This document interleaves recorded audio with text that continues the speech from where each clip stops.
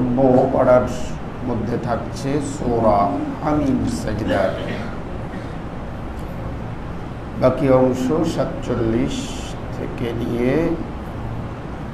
54 আয়াত পর্যন্ত।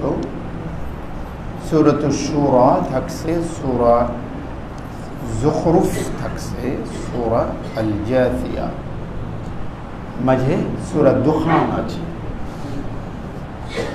প্রিয় হাজিরিন,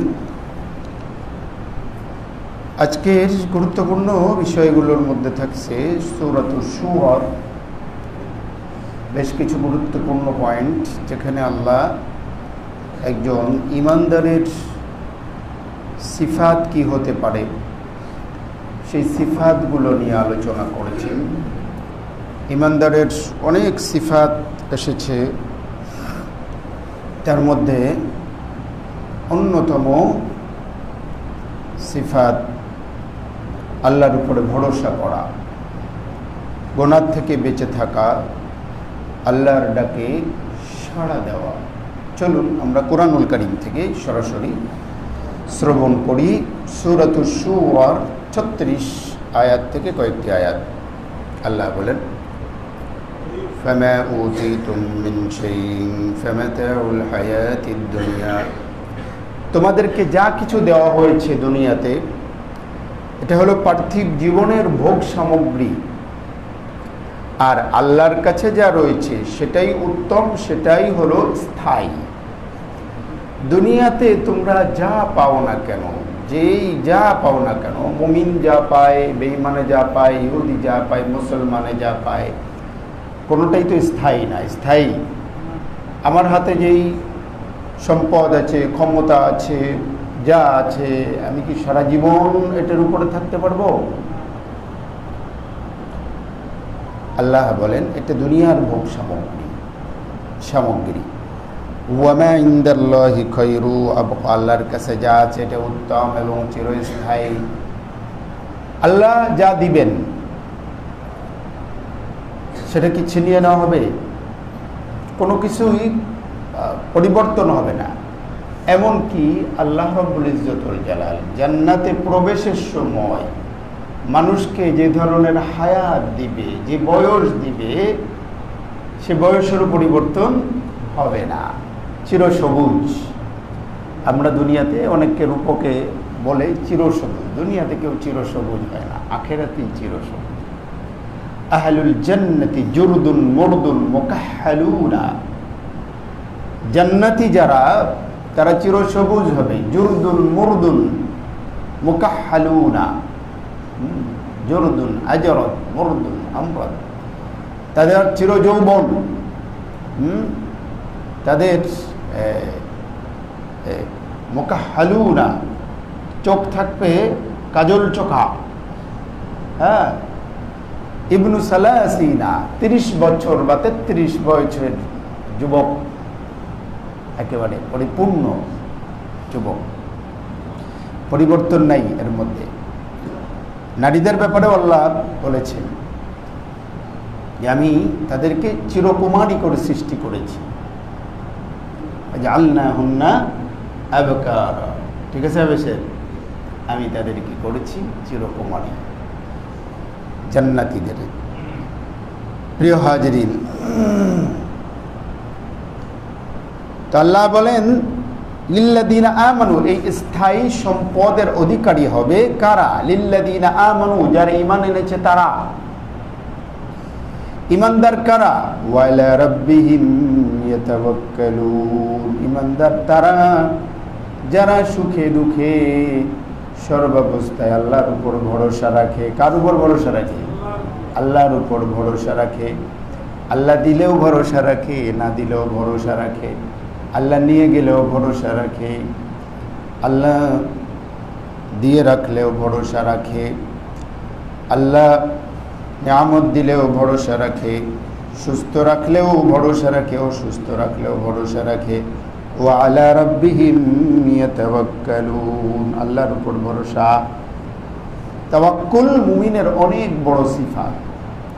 মুমিনের অন্তরে তাওয়াক্কুল আছে, তাই হাজারো মুসিবত থাকা সত্ত্বেও হাজারো বিপদ থাকা সত্ত্বেও মুমিন টিকে আছে।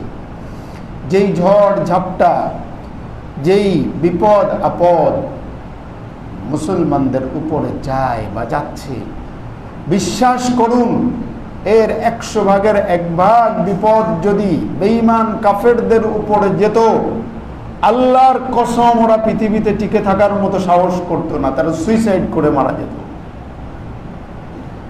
আল্লাহর নবী বলেন, লাউ কানা ইনদাল্লাহ, আল্লাহর কাছে যদি দুনিয়া, লাউ কানাতিদ দুনিয়া ইনদাল্লাহি জানাহা বাউদা, আল্লাহ নবী বলেছেন আল্লাহর কাছে দুনিয়া যদি জানাহা বাউদা, একটা মশার ডানা পরিমাণ যদি কি হতো, মূল্য হতো, আল্লাহ নবী বলেছেন কোন বেঈমানকে আল্লাহ এক ঢোক পানিও দিতেন না। তো আল্লাহ বলেন ওয়া আলা রাব্বিহিম ইয়াতাওয়াক্কালুনা, 1 নাম্বার হলো তারা কার উপরে বিরত থাকে আর অশ্লীল কাজ কর্ম থেকে বিরত থাকে। মুমিনের অন্যতম সিফাত বৈশিষ্ট্য হলো বড় বড় মোটা দাগের গুনাহ থেকে বেঁচে থাকে, ছোট ছোট গুনাহ থেকে বেঁচে থাকা তো দুষ্কর, চেষ্টা করে ছোট মোটো গুনাহ থেকে বেঁচে থাকা খুব কঠিন। এজন্য আল্লাহ বলেছেন মোটা দাগের যেই গুনাহগুলো, জিনা করবে না, চুরি করবে না, আত্মসাৎ করবে না, মিথ্যা কথা বলবে না, এমন যুদ্ধ ময়দান থেকে পলায়ন করবে না, শিরিক করবে না, কুফরি করবে না, এমন মোটা দাগের গুনাহগুলোর থেকে বেঁচে থাকে। ওয়াল ফাওয়াহিশা, আর অশ্লীল ক্রিয়াকর্ম থেকে বিরত রাখে। 3 নম্বর হলো ইযা মা গাদিবু হুম ইয়াগফিরুন, 3 নম্বর হলো যখন তারা রাগান্বিত হয় তখন তারা ক্ষমা করে দেয়। রাগ করলে কি করে? ক্ষমা করে দেয়। আল্লাহর নবী বলেছেন লাইসাশ শাদীদু বিসসুরা, ওই ব্যক্তি বাহাদুর নয় যে কাউকে ধরেই কুপকাত করে দিতে পারে। ইন্নামাশ শাদীদুল্লাযী ইয়ামলিকু নাফসাহু ইনদাল গাদাবি, রাগের সময় যে নিজেকে সংবরণ করতে পারে, কন্ট্রোল করতে পারে, সেই হলো প্রকৃত অর্থে বীর। সেই হলো কি? বীর। রোজা আমাদেরকে সংযমের শিক্ষা দেয়, কিন্তু শেষ বিকেলে গিয়ে কিন্তু রোজাদাররা খিটখিটে হয়ে যায়, চড়াও হয়ে যায়। একজন যখন খিটখিটে কেউ হয়ে যায়, রোজায় ধরছে নাকি রে, কয় তারে রোজায় ধরছে। কিন্তু রোজা আমাদের কিন্তু সবরের শিক্ষা দেয়, আমরা বেসবর হয়ে যাই। আল্লাহ ওয়াইদা মা গাদিবু হুম ইয়াগফিরুন, যখন তারা রাগান্বিত হয় তখন কি করে? ক্ষমা করে দেয়। 3 নম্বর তাদের সিফাত।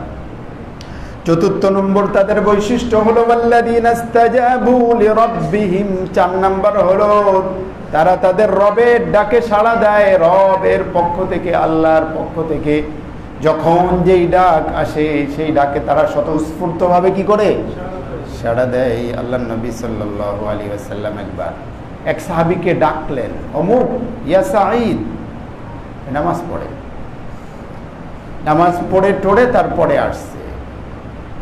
আল্লাহর নবী বলেন আমি তোমাকে ডাকি নাই? বলে হুজুর নামাজে ছিলাম, হয়তো নফল নামাজ ছিল। আল্লাহর নবী বলেন আল্লাহ কি বলে শোনো নাই? বলে কি বলছে? বলে আল্লাহ বলছেন ইয়া আইয়ুহাল্লাযীনা আমানুস্তাজিবু লিল্লাহি ওয়া লির-রাসূলি ইযা দাআকুম। আল্লাহ বলেছেন ওয়াল্লাযীনা, আল্লাহ বলেছেন যখন আল্লাহ এবং আল্লাহর রাসূল ডাক দেয় তখনই সাড়া দাও। কোন অবস্থাতে গেল কেউ নামাজে আছে, ফরজ নামাজ না, আগেই বলছে, নফল নামাজের মধ্যে আছে, নবী ডাক দিয়েছেন, নফল নামাজ ভেঙে নবীর ডাকে সাড়া দিতে হবে। ওলামায়ে কেরাম বলেছেন শুধু তাই নয়, যদি পিতামাতা ডাক দেয় নফল নামাজের মধ্যে আছে, পিতামাতা ডাক দিয়েছে নফল নামাজের মধ্যে আছে, ফরজের কথা বলি নেই, নফল নামাজ ভেঙে মায়ের ডাকে বাপের ডাকে সাড়া দিতে হবে। হ্যাঁ হ্যাঁ এটাই।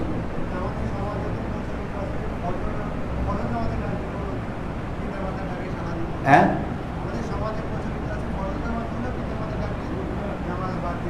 না ফরজ না, অবশ্যই ফরজ না, নফল নামাজ। হ্যাঁ ফরজ নামাজ ভাঙা যায় কখন সেটাও কথা আছে। ফরজ নামাজ ভেঙে যদি মানুষের জানমালের ক্ষয়ক্ষতি হওয়ার সম্ভাবনা, কারো জানের ক্ষতি হচ্ছে, আগুন লেগে গিয়েছে এখানে, আপনি দেখতে পাচ্ছেন যে আপনার চোখে দেখছেন যে এখানে কয়েকজন মানুষ ঘুমায় আছে এই ইসের মধ্যে, আপনি নামাজে পাচ্ছেন আগুন লেগে গেছে, হ্যাঁ ওরা তো ঘুমায় আছে, তাহলে আপনি যদি ওদের না ডাকেন বা আগুন নিয়ে আপনি নামাজে, তাহলে তাদের জীবনের ক্ষতি, তখন ফরজ নামাজ ভাঙা যায়। নর্মালি ফরজ নামাজ কি করা যায় না।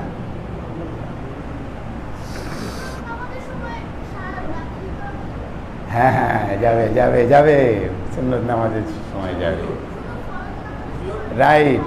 হ্যাঁ দেখছেন বাচ্চাদের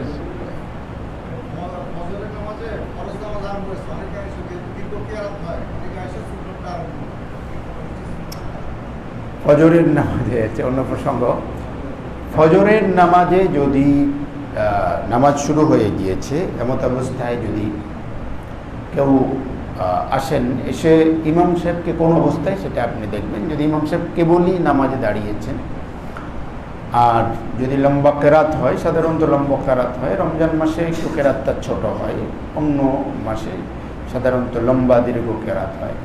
আপনি যদি মনে করেন যে সুন্নত পড়ে এসে, ফজরের সুন্নতের অনেক বেশি গুরুত্ব আছে, সুন্নত পড়ে এসে আপনি শরিক হতে পারবেন, আপনার নামাজ ছুটবে না, তাহলে আপনি পেছনে কাতারের মধ্যে এসে ঝামেলা করবেন না, পেছনে এক সাইডে এক কোনায় পড়ে ছোট ছোট সূরা দিয়ে নামাজ পড়ে, তাড়াহুড়া ছাড়া ছোট ছোট সূরা দিয়ে নামাজ পড়ে এসে ধরবেন। আর যদি মনে হয় যে না ধরা যাবে না, তাহলে আপনি সরাসরি নামাজে ঢুকে পড়বেন, নামাজ শেষ করে এরপরে সুন্নত পড়বেন। সেক্ষেত্রে দুটো রেওয়ায়েত আছে, একটা রেওয়ায়েত আছে সূর্যোদয়ের পরে, আরেকটা রেওয়ায়েত আছে কারো যদি তাড়াহুড়া থাকে তাহলে ওর সাথেও পড়তে পারে।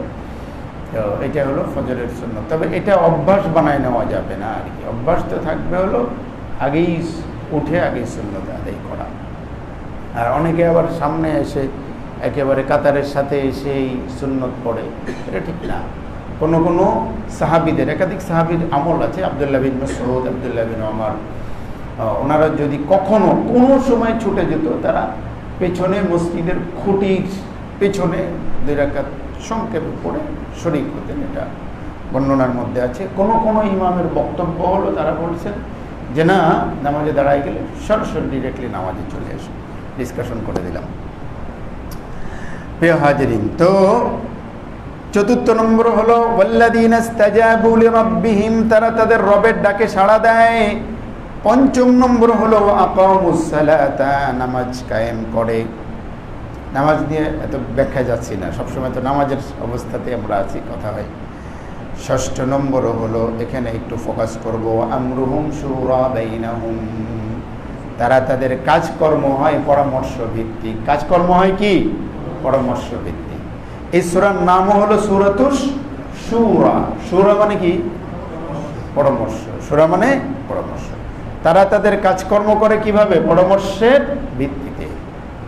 7ম নম্বর হলো আল্লাহর দেওয়া রিজিক থেকে তারা খরচ করে। তো আমরুম, 6ষ্ঠ নম্বর হলো আমরুম শুরা বাইনা, পরামর্শ ভিত্তিক কাজ করে।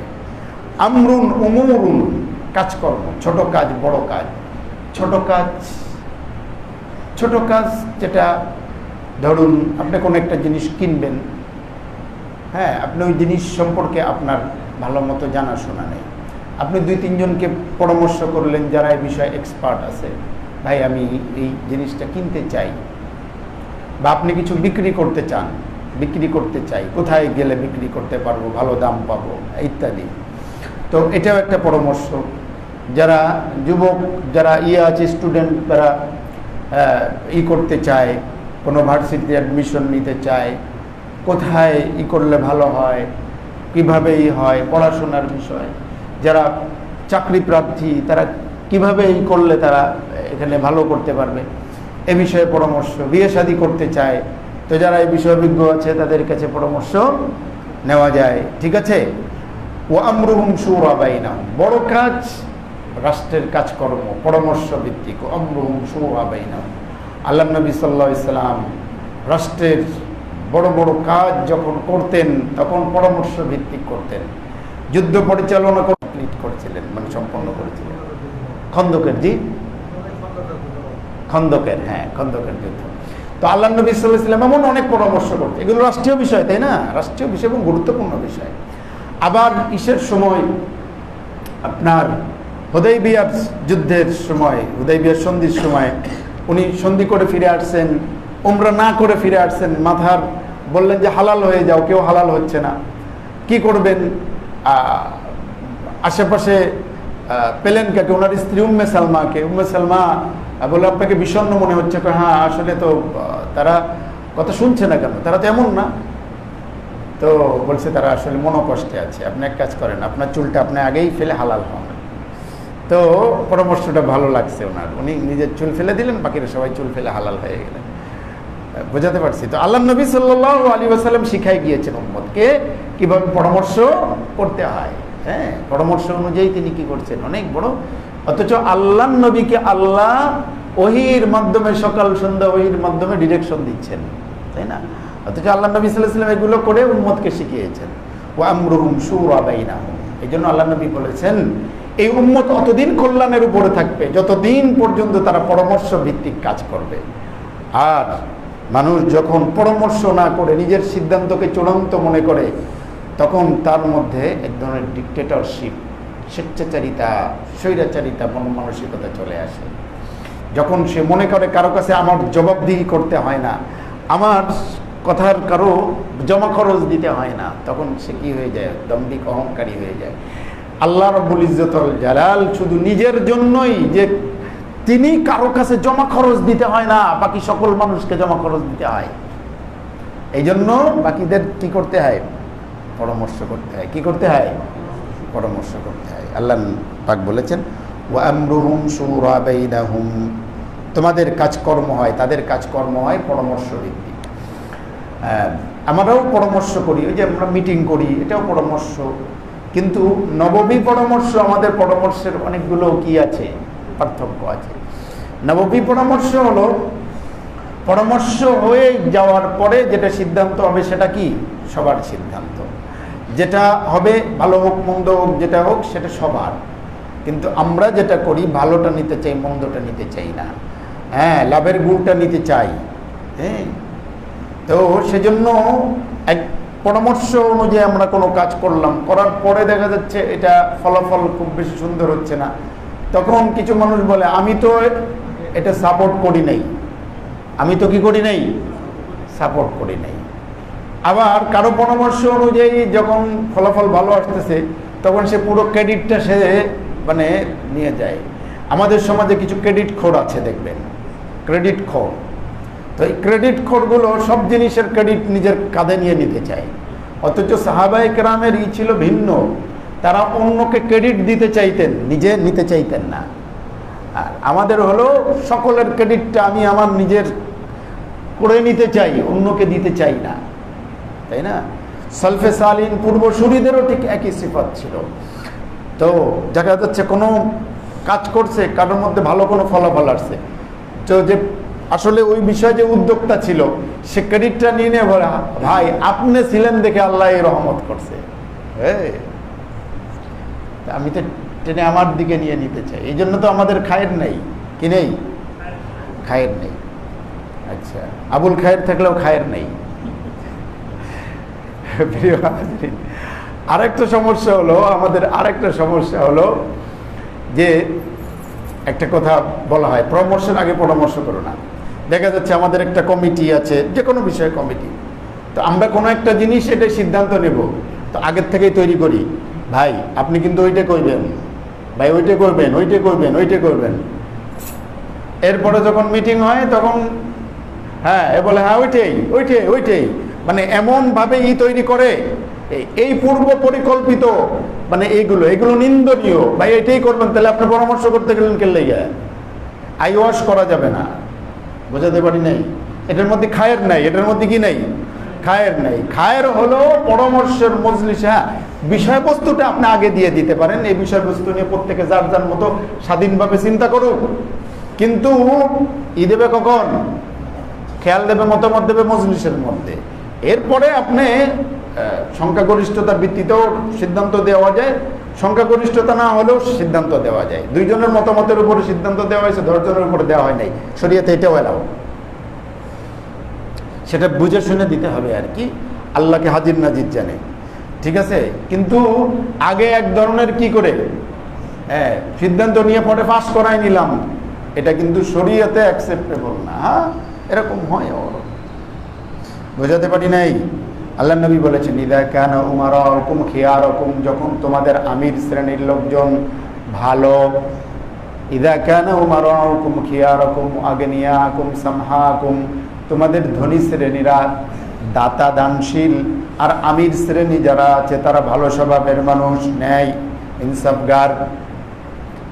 ইদা কানা উমারাকুম খিয়ারাকুম আগনিয়াকুম সামহাকুম ওয়া উমুরুকুম শুরা বাইনাকুম, তোমাদের কাজকর্ম ছোট বড় সব কাজকর্ম পরামর্শ ভিত্তিক। জেনে রাখো, ফাজারুল আরদি খায়রুম মিন বাতনিহা, জমিনের উপরের ভাগ নিচের ভাগের থেকে উত্তম, তোমাদের বেঁচে থাকাটা তোমাদের জন্য কল্যাণকর। ওয়া ইদা কানা উমারাকুম শিরারাকুম, তোমাদের আমির শ্রেণী যদি তোমাদের মধ্যে নিকৃষ্ট শ্রেণীর লোক হয়, ওয়া আগনিয়াকুম বুখালাকুম, তোমাদের ধনী শ্রেণীরা যদি কৃপণ হয়, ওয়া উমুরুকুম ইলা নিসাইকুম, তোমাদের কাজকর্ম ডিরেকশন সব মহিলারা দিয়ে থাকে। ফাবাতানুল আরদি খায়রুম মিন যাহরিহা, তোমাদের মাটির নিচে চলে যাওয়াটা তোমাদের উপরে থাকাতে হতো, মরে যাওয়াই ভালো। তিরমিজির হাদিস। আল্লাহ আমাদেরকে হেফাজত করুন, আমিন। আরেকটা পড়ে শেষ করি। তাহলে সপ্তম নম্বর হলো ওয়ামিম্মা রাযাকনাহুম ইউনফিকুন, আল্লাহ বলেন আমি যে রিজিক দিই সে রিজিক থেকে খরচ করে। সপ্তম নম্বর হলো ওয়াল্লাযীনা ইযা আসাবাহুমুল বাগয়ু হুম ইয়ানতাসিরুন, তারা জুলুমের শিকার হলে ন্যায় সঙ্গতভাবে প্রতিশোধ নেয়। আগে বলেছেন রাগ করলে মাফ করে দেয়, কিন্তু পরবর্তীতে কি বলছেন? রাগের কথা বলেন, পরবর্তীতে বলছেন জুলুমের যদি শিকার হয়, যদি জুলুমের শিকার হয় তাহলে কি করে, মানে কার উপর রাগ করলো তাহলে ক্রোধকে হজম করে মাফ করে দেয়। কিন্তু সে যদি টর্চারের শিকার হয়, নির্যাতনের শিকার হয়, তাহলে সে সুযোগ পেলে কি করে, বদলা নেয়। হ্যাঁ, ইসলাম সেটাই বলে। হ্যাঁ, ইসলাম একথা বলে না এক গালে চড় দিলে অপর গাল পেতে দাও, না, অপর গাল পেতে দিলাম তার মানে তোরে অন্যায় করার সুযোগটা আরো বেশি দিয়ে দিলাম। আজকে আমার গালে মারলি, কালকে আরেকজনের গালে গিয়ে মারবি। ইসলাম বলে তোমার যদি ডান গালে একটা চড় দেয়, যেই ওয়েটের একটা চড় দিয়েছে ঠিক ওই পরিমাণ ওয়েটের একটা চড় দাও, পারলে একটু হালকা কমায় দাও, বাড়ায় দিও না, যেন ওর গালেও ব্যথা হয়, ওই জন্য বোঝে যে মায়ের যন্ত্রণাটা কি। হ্যাঁ, এটাই ইসলাম, এটাই হলো ন্যায়, এটাই হলো কি ন্যায়। এক গালে চড় দেবে আর এক গালে লাগাই দিব, তার মানে কি আজকে আপনার চড়াইতেছে আর একদিন গিয়ে আর একজনের চড়াইবে, এই সুযোগ ইসলাম বলে না, এই সুযোগ ইসলামে নেই। বুঝাতে পারছি? তবে হ্যাঁ, কেউ যদি স্বেচ্ছায় মাফ করে দেয়, আল্লাহ বলছেন ফামান আফা ওয়া আসলাহা ফাআজরুহু আলাল্লাহ, কেউ যদি আল্লাহর দিকে তাকায়, যদি মাফ করে দেয় ব্যক্তিগত পর্যায়ের বিষয়, আল্লাহ তাকে বিনিময় দিবেন। এবং আল্লাহ জালেমদেরকে কখনো কি করেন না, পছন্দ করেন না। আল্লাহ রব্বুল ইজ্জত ওয়াল জালাল আমাদের সবাইকে যেন আল্লাহর খাঁটি বান্দা হওয়ার তৌফিক দান করে, বলুন আমিন। জনাব মশিউর রহমান